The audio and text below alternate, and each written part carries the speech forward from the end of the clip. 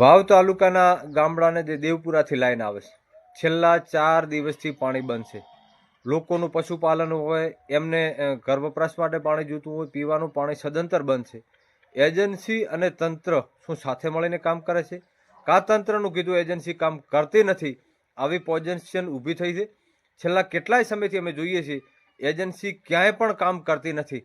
નાના નાના લીકેજો હોય, સાફ સફાઈનું કામ ટાંકાનું કરવાનું હોય, સંપનું કોઈ પણ પ્રકારનું કામ આ લોકો કરતા નથી. માત્ર ગાંધી સાપ કાગળો સાપવાના હોય અને દમડી લેવાની હોય, એના સિવાય બીજું કોઈ પણ કામ થતું નથી.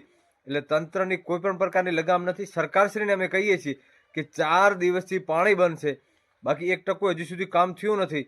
એક લીકેજ કરવાનું હોય અને નાના મોટો એક હાંધો કરવાનો હોય કે એકાદો ભીડો બનાવવાનો હોય, એના માટે કરીને 4 દિવસ આ લોકો કામ ન કરતા હોય તો આવા લોકોને તાત્કાલિક ધોરણે છૂટા કરવા જોઈએ અને આવી એજન્સીઓ ઉપર કાયદેસરની કાર્યવાહી કરવામાં આવે. કારણ કે આટલા લોકોના ભવિષ્યની વાત હોય, આવડો બધો મોટો વિસ્તાર હોય અને એજન્સી આવું કામ ન કરતી હોય તો આના ઉપર કાયદેસરની કાર્યવાહી થવી જોઈએ. અને તંત્રના ઉપર પણ સરકારની લગામ નથી સાબિત થાય છે.